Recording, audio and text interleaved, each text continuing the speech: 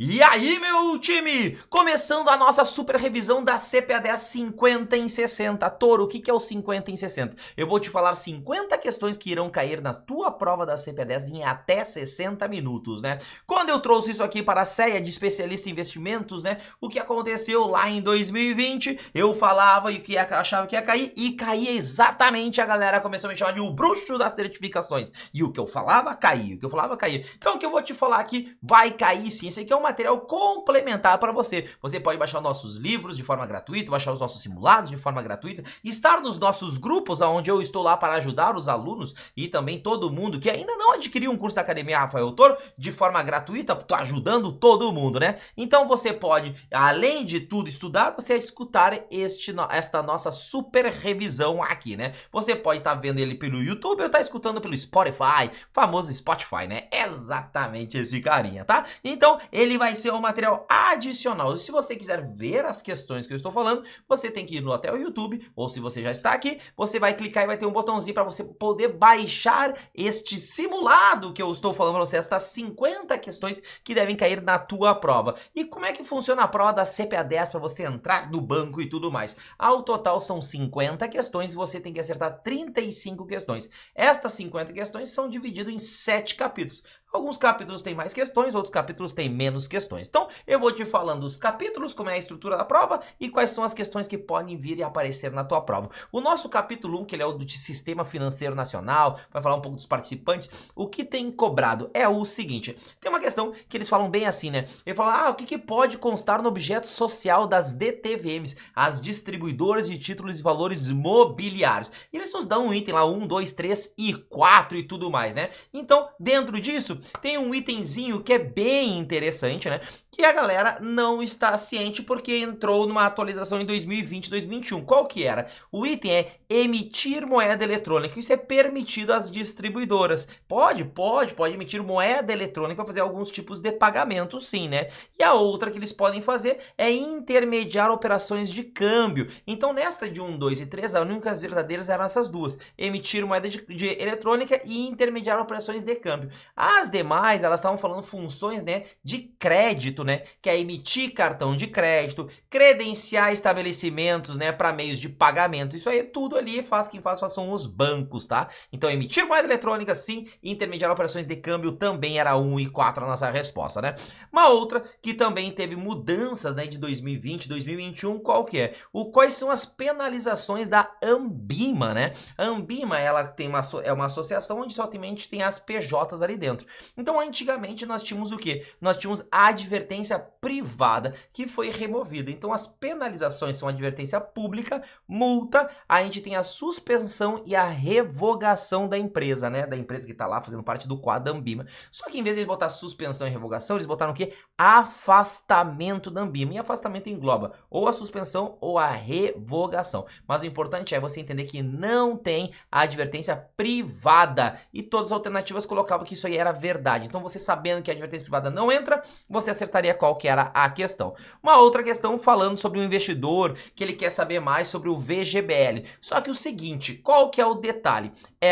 Ele fala, né, que ele quer esclarecimentos, né, sobre o quê? Sobre as regras de composição da carteira do plano. Olha só o que eu tô falando aqui. Regras de composição. Quem constitui as regras de composição é a SUSEP. E por que eu tô batendo nessa tecla? Porque existe uma outra coisa que a gente pode ver qual é a composição do fundo. Ver a composição do fundo, isso é CVM, porque um fundo de investimentos tem os seus ativos lá dentro, e você quer ver qual é a composição, o que ele investiu. Isso você pode assistir lá na CVM, por ser um fundo. Agora, as regras de composição, qual que é o percentual que pode ter em cada coisinha e tudo mais, isso você vê na SUSEP, tá? Então, este é o detalhe aqui desta questão, tá? Eu quero saber mais esclarecimentos sobre o plano, quero saber as regras e tudo mais, SUSEP. E a última questão que tem no nosso capítulo 1, né? Aqui são só 4 questões. É o seguinte, ele tá falando qual que é o prazo do mandato do presidente do Banco Central e dos diretores. É de 4 em 4 anos, não coincidente com o presidente da República, beleza? Então é de 4 em 4 anos, lembra desse cara aqui. E aí a gente entra no capítulo 2, que é falar sobre conduta profissional, lavagem de dinheiro, falar sobre ali ASG, APIs e tudo mais, tá? Então eles gostam bastante dessa teclinha de que? De lavagem de dinheiro. Porque se você vai estar trabalhando no banco, vai começar a entrar gente ali querendo fazer maracutaias e tudo mais, beleza? Então, uma das questões que eles colocam é assim, tipo, uma de 1, 2 e 3, para você identificar quais que são indícios de lavagem de dinheiro, tá? E aí, a única que era falsa, que não era indício, era o seguinte, ele falava de um dono de uma banca de revista, tá? E que ele vai depositar 4.000 e poucos reais lá em cédulas de pequeno valor. Então isso aqui, ele tem indício de lavagem de dinheiro? Não, porque ele vende, né, jornal e tudo mais, né? As pessoas pagam com dinheiro, então ele pega e deposita. Agora, as demais que eles colocaram, sim, tinha indícios de lavagem de dinheiro, tá? Numa delas, ele falava que uma pessoa deposita quase 20 mil reais em espécie na conta corrente de uma joalheria. Joalheria. E isso, sim, tem indício de lavagem de dinheiro. Tudo que falar sobre joias dali vai ser lavagem, tem indício. Por quê? Porque uma pessoa tá com dinheiro aí do tráfego, tá? Tráfico, né? Tá ali ruim, o dinheirinho, né? De crimes que ele fez. E aí ele vai trocar esse dinheiro que ele tem na mão dele, né? Por uma arte, né? Uma joia para poder levar para outro país e tudo mais. Então, tudo que tem muito valor e fica sendo comprado com dinheiro, isso aí tem lavagem de dinheiro. Tem, não é que é lavagem de dinheiro, tem indícios de lavagem de dinheiro. Mas uma dona de banca não é, tá? Ah, mas o dono da banca depositou 37 milhões de reais em dinheiro. Não, mas aí nunca vai vender tanto jornal assim em dinheiro, né? Então, essa aqui era a da dona banca, a banca era falsa, a da joalheria era verdadeira. E uma outra ele fala de uma empresa que vende pela internet e deposita 30 mil reais em dinheiro, né? Agora, como é que uma empresa que vende pela internet vai receber dinheiro em espécie, né? Isso aí é suspeita de lavagem de dinheiro, tá? Então, normalmente assim, ó, de acima de 10 mil reais vai ser suspeita de lavagem de dinheiro, mas se for essa parte aí de dinheiro em espécie normal, né? Ali, né, não vai ser, né? Não vai ter lavagem de dinheiro, porque abaixo de 10 mil reais não vai ter. Agora, quando é joalheria, o valor você já vai colocar, opa, há indício, tá? Então, toma um cuidadinho. Mas nessa de 1, 2 e 3, o dono da banca não era, as demais eram. A outra falando sobre o princípio do conhecer o cliente, como é que era o prazo ali para manter os documentos. São 10 anos a contar do primeiro dia do seguimento, né? Do seguinte, né? Do encerramento da conta, tá? Então, fechou a conta em 2024, começa a contabilizar 10 anos em janeiro de 2025. Esse é um detalhezinho que se tinha ali na conta. Ou do término da operação, né? Fiz a operação dia 30 de janeiro, vai contabilizar 10 anos a partir desse encerramento dessa operação. Então, o detalhe do número são 10 anos, mas o que eles queriam te confundir nessa questão era se era quando o encerramento da conta, ele já era exatamente no momento do encerramento da conta, ou se contabilizava a partir do próximo ano. Então, é a partir do próximo ano, este cara. E a outra que eles estavam falando sobre lavagem de dinheiro, ele falando que como que são mecanismos de acompanhamento, né, do controle de lavagem de dinheiro. E o que acaba sendo desses acompanhamentos, né, obrigatórios. E a única que não era obrigatória, presta atenção, não era obrigatório, o que que era? Era monitorar o uso das redes sociais dos seus clientes. Não é obrigatório. Quer dizer que as instituições não façam? Quer dizer, não é isso. Quer dizer que não é obrigatório. O que era obrigatório? Definição de processo, testes de trilhas de auditoria, definição de métricas e indicadores adequados, identificação e correção de eventuais deficiências, né? Isso são obrigatórios. Agora, monitorar a internet não é obrigatório, tá? E uma questão interessante de CP10 é o que eles falam, né? Sobre o quê? Sobre as vendas casadas e tudo mais, tá? Aí o que acontece? Eles te dão os 3 cases e diz, será que isso aqui é venda casada? Sim ou não? Porque venda casada, a certificação da CPA10 é a única que cobra isso, as demais certificações não cobram venda casada, tá? E aí eles colocam assim, ó, aqui era verdadeira, tá? Era assim, ó, aplicação em PGBL, ela tá condicionada à aquisição de um seguro de vida. Quer fazer o PGBL para diminuir o imposto? Sim, mas obrigatoriamente tem que fazer um seguro de vida. Isso é venda casada. As demais não eram. Então vai ter 1, 2 e 3 e você vai ver. Falou do PGBL com seguro de vida, essa era a única que era verdade, tá? E aí entramos aqui numa parte chamada de códigos da Anbima, né? Os códigos da Anbima, eles são regras que a Anbima aplica nas instituições. E um deles é o DPI, o de distribuição de produtos de investimentos. O que faz esse cara aqui? Ele vai falar sobre o API em si. E aí, só qual que é o detalhezinho? Eles, como APIs são feitos em 3 pilares, que é o nosso SICOB, né? Situação financeira, conhecimento e objetivos, né? Eles muitas vezes te pedem 1, 2 e 3 e falam assim, e em relação aos objetivos, o que é verdade? E em relação à situação financeira, o que é verdade? E em relação ao conhecimento, o que é verdade?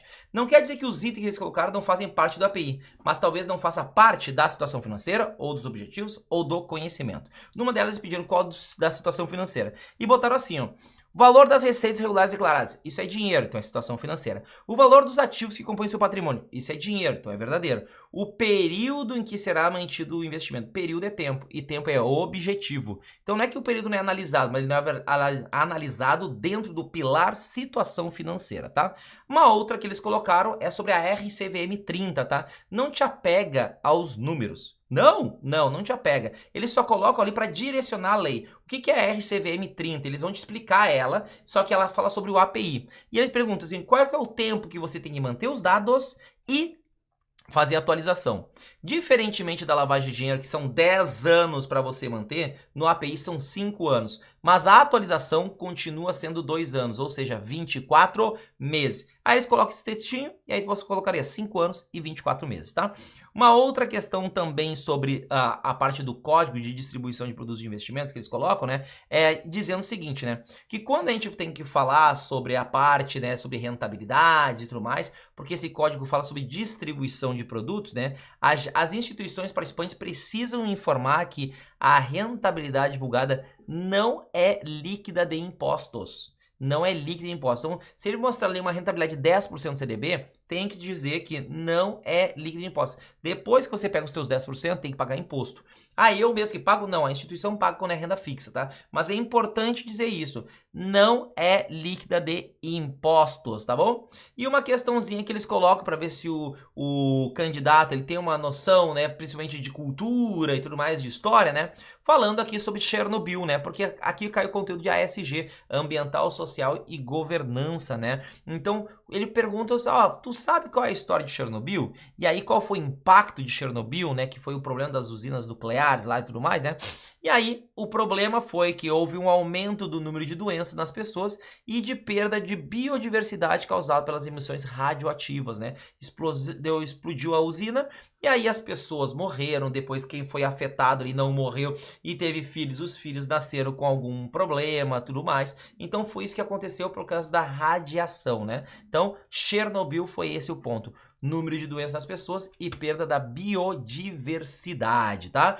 Entramos no capítulo 3, que fala sobre economia e finanças. Diferentemente dos capítulos 1 e 2, que são conteúdos mais de leitura e de aprendizado e tudo mais, esse é um conteúdo um pouquinho mais técnico. Então, no 1 e no 2 você tem que ir bem. Nesse 3, nem tanto assim, não precisa te preocupar, tá? Mas o que eles têm cobrado? É o seguinte... Uma delas falando que houve uma valorização do real em 25% em relação ao dólar e tudo mais. E pergunta qual que é o indicador que é mais impactado. Quando ele fala de mudança de dólar, o que mais é impactado é o IGPM, né? Lembra, IPCA, varejo, povão, né? Varejão. E o IGPM, quem faz esse cálculo é privado, é a Fundação Getúlio Vargas. E de privado, quem tem grana. E quem que se preocupa com o dólar para viajar para o exterior? Quem tem grana. Então lembra dessa maneira aqui, né? Que não é que o dólar não impacta, né? No varejo, mas é só para ele perguntar qual que é mais impactado. Quem é mais impactado? Então, lembrar desse macetezinho aqui tu vai acertar. Falou de variação cambial, não importa o percentual, quem é mais impactado é o IGPM. A outra perguntando como funciona, né? A taxa Selic Over. A taxa Selic Over, ela é lastreada em títulos públicos federais e registrados no Selic. Por isso que o nome dela é taxa Selic. As taxas negociadas no Selic, no Sistema Especial de Liquidação e Custódia do Banco Central, fazem lá uma taxa de empréstimos e para o governo, e isso é lastreado em título público. Por isso a nossa taxa se chama taxa Selic, porque o local onde negociam títulos públicos é o Selic. É o Selic, S-E-L-I-C, Sistema Especial de Liquidação e Custódia, tá?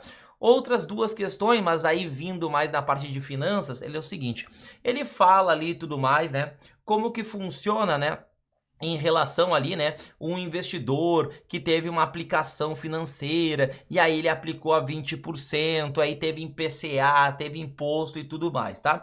E aí pergunta assim, se esse investidor teve um ganho real no período ou se ele perdeu o poder de compra, tá? Só qual que é o detalhe? O detalhe é o seguinte, ó, eles mostram que a rentabilidade foi 20%.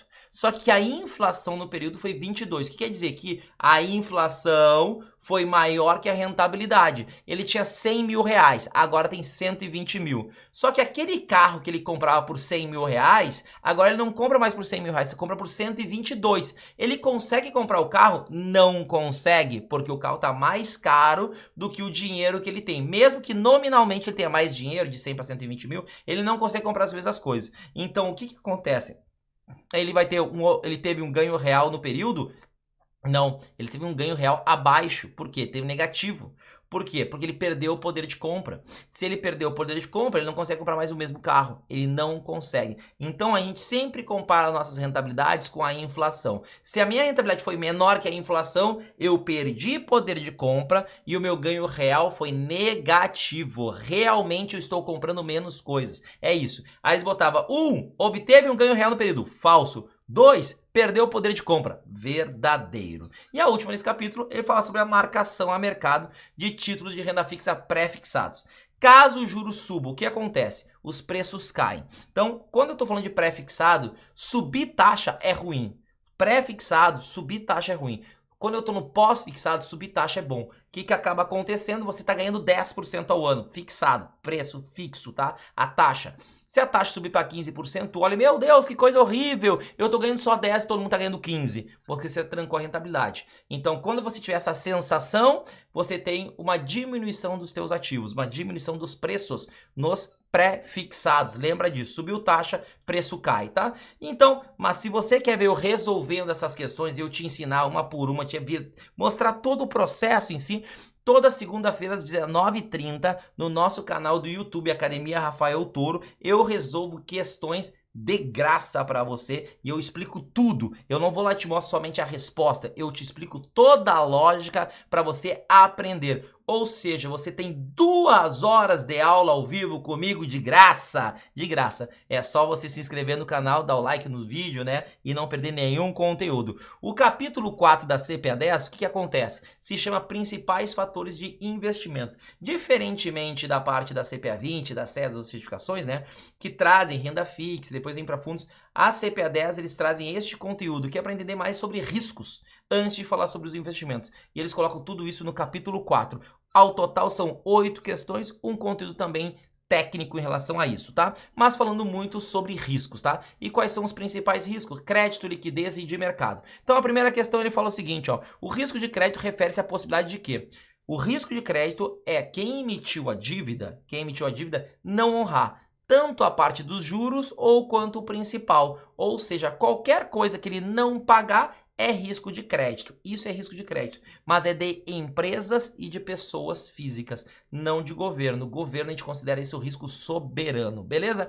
O risco de mercado, o que é de um ativo? Ele pode ser mensurado, presta bem atenção nessa frase, grau de dispersão dos retornos do ativo em relação à média dos seus retornos. Ele tem a média e todas as coisinhas que ficam pipocando tá disperso. Quanto mais disperso, maior o risco de mercado. O mercado, o risco faz um M, né? Faz um M, ou seja, de oscilação, né? De uma onda, né? Então esse é o nosso carinha. Risco de mercado, grau de dispersão, ou seja, disperso. Quanto maior o grau de dispersão, maior o risco de mercado, né? E aí, diante disso, eles mostram um outro gráfico, uma outra questão, que eles mostram meio que uma curva que parece uma pista de skate. Tu vai ver vários pontinhos vermelhos ou pontinhos pretos, assim, que ele vai caindo, vai fazer uma curva, tá? O que é isso? Essa curva, ela diminui, por quê? Porque quanto mais ativos você tiver, ele vai estar bem lá na ponta, menor o risco, por causa da diversificação. Então, se você identificar um gráfico que parece uma pista de skate só pela metade, né? O que vai acontecer? É diversificação. E eles também nos perguntam nesse capítulo qual que é o ativo considerado como um ativo livre de risco no Brasil. Como eu te falei, risco de crédito está com as empresas, não é verdade? Sim. E eu também te falei que quando a taxa de juros sobe é ruim para os títulos pré-fixados. Sim. Então mudança de taxa de juros impacta negativamente nos pré-fixados, verdade? Sim. Então existe um ativo que é do governo que ele cresce todo dia. Ele olha a taxa do dia e cresce. Então não importa quanto está a taxa, ele vai crescer mais ou crescer menos, mas ele sempre cresce. Que título é esse? LFT, com o tesão no final. Tesão no final é pós-fixado. Esse é o ativo livre de risco no Brasil, tá? Também pergunto o que é um ativo considerado líquido, tá? O ativo considerado líquido é que pode ser vendido com facilidade, sem grandes oscilações de preço, diferente do imóvel, que para você vender hoje você tem então um grande desconto, né? Então, ativos líquidos podem ser vendidos com facilidade. E também, como eu te reforcei para você, quando eu falo de governo, tá? Governo, eles botam botar que o governo brasileiro tem uma dívida lá no exterior, blá, blá, blá, blá, blá. Qual que é o risco? Soberano. Falou o governo, o risco é soberano, não é crédito, é soberano, beleza? Também perguntando pra gente, né, também sobre o risco de liquidez, é um fundo de ações, mas que ele investe em quem? Em small caps, em empresas pequenas. Quais são os principais fatores de risco deste fundo, né? Ações não tem risco de crédito, porque você é sócio, não é credor. Então você tem o risco das empresas oscilarem, que é o risco de mercado, e como elas são empresas pequenas, né? Ela tem muito risco de liquidez, dificuldade de vender. Então, risco de mercado, risco de liquidez. Não entra risco de crédito nas empresas, nas small caps, tá? E para finalizar, dentro de tudo isso, como eles estão falando sobre como vai fazer indicações para o cliente também de produtos, né? O que eles pedem? Eles pedem sobre um cara chamado grau de endividamento. Eles te dão uma tabela gigante para te confundir, mas você não precisa nada disso. Você só precisa saber quais que são as variáveis para considerar o grau de endividamento. São os ativos totais e o exigível total. Primeiro tem que você encontrar o total. Se tem alguma alternativa que não usou total, tu já elimina. E depois são as vogais, ativo e exigível. Não importa, eles não pedem a ordem, ativo e exigível, tá? Por quê? Porque o terceiro carinha que nós temos é o patrimônio líquido. Tem alguma vogal ali com P? Não, não. Tem o L, é vogal? Não, patrimônio líquido. Então, no endividamento que começa com vogal, lembra que as duas variáveis tem que ter vogal, ativo e exigível, só que tem que ser tudo total, beleza? Capítulo 5 aqui são os fundos de investimentos, capítulo grande, importantíssimo para tua aprovação. São 12 questões. Este aqui tu tem que acertar 10 questões de 12 para você ir bem e compensar aqueles capítulos que você vai ter maior dificuldade, beleza? Então vamos falar essas 12 questõezinhas aqui de fundos, tá? Quais são as principais diferenças da classe aberta e a classe fechada nos fundos de investimentos?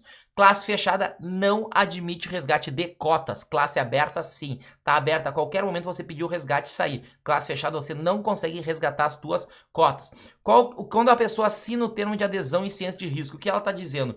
Que ela já leu o regulamento e entendeu os fatores relativos à classe. Ou seja, ela está falando do passado. Eu já li. Não é que eu vou ler.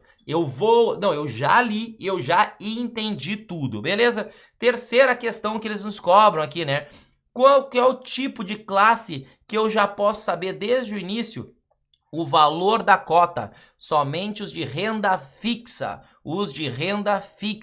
tá? Para você que vai fazer a prova do CPDS, somente os de renda fixa que você pode saber o valor da cota exatamente no momento, tá? No momento, tá? Porque existem alguns outros ali que pode ter classes de previdência, né? Mas para a prova, renda fixa, beleza?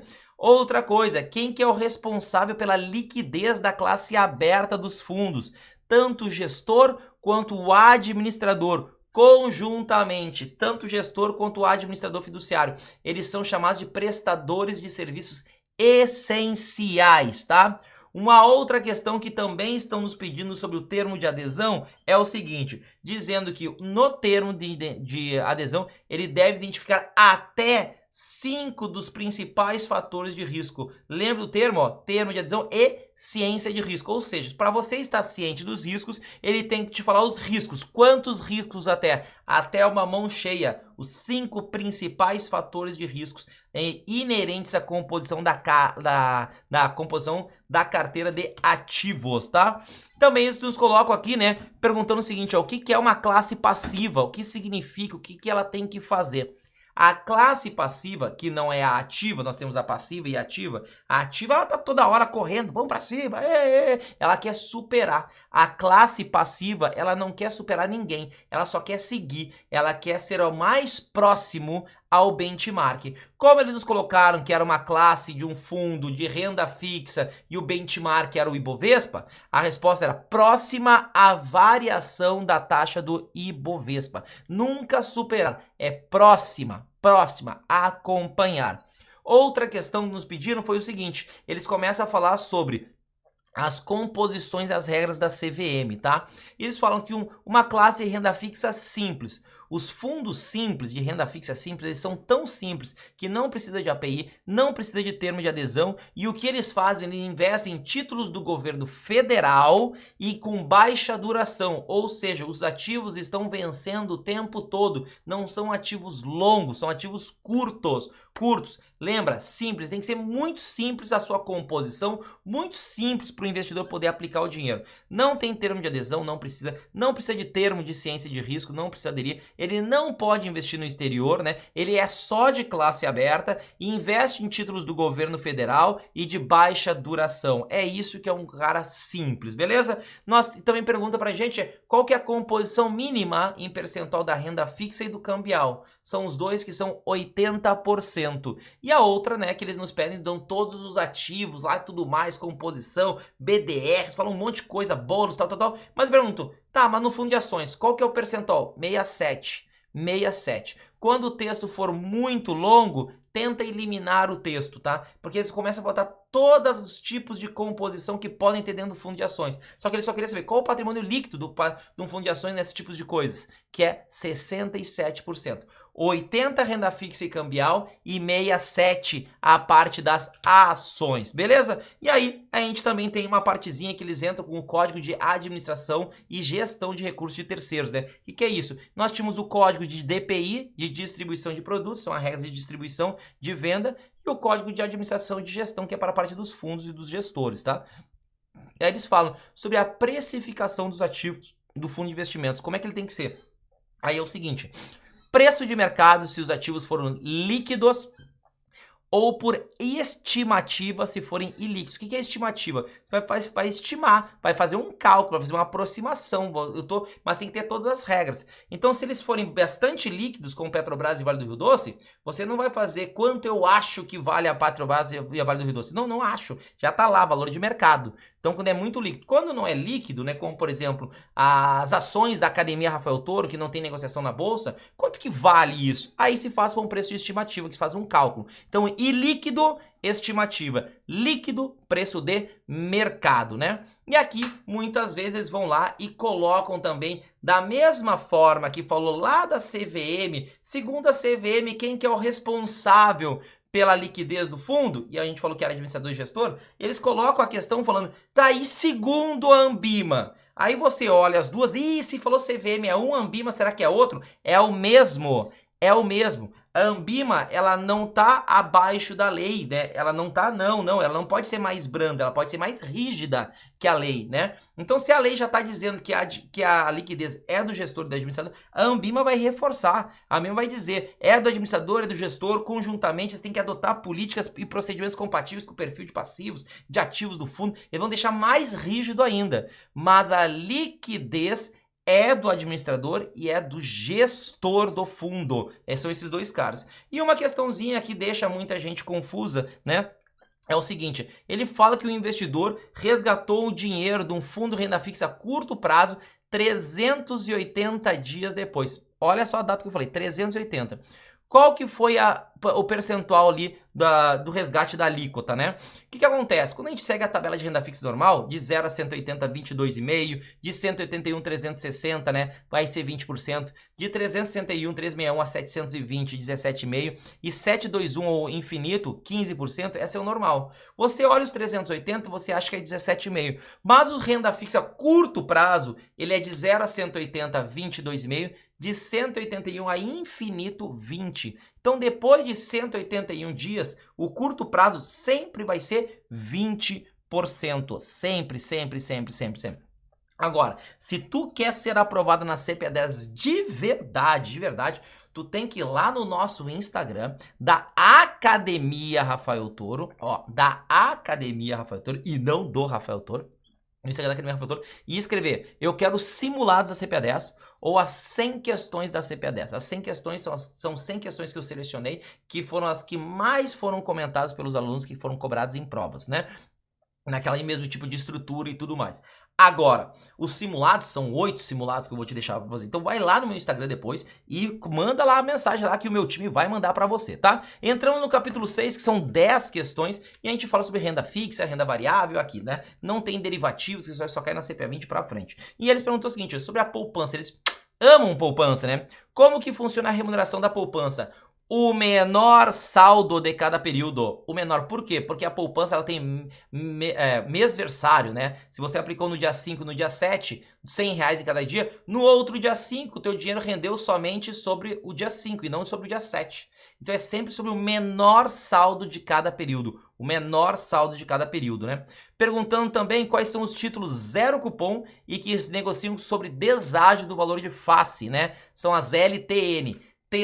LTN confunde com LFT. Por quê? Porque os dois têm L e os dois têm T. Mas o Tzão que vem antes, ou TLT, tem um Tzão ali, né? Ele é pré-fixado. O Tzão que vem depois, LFT, ele é pós-fixado, tá? Atrelado a Selic, tá? Então, com deságio, zero cupom, ou seja, não tem pagamento de cupom, LTN, Letra do Tesouro Nacional, tá? Pergunta sobre LFT. E aí pra gente é Selic negociado ao par, com ágio, com deságio e tudo mais, tá?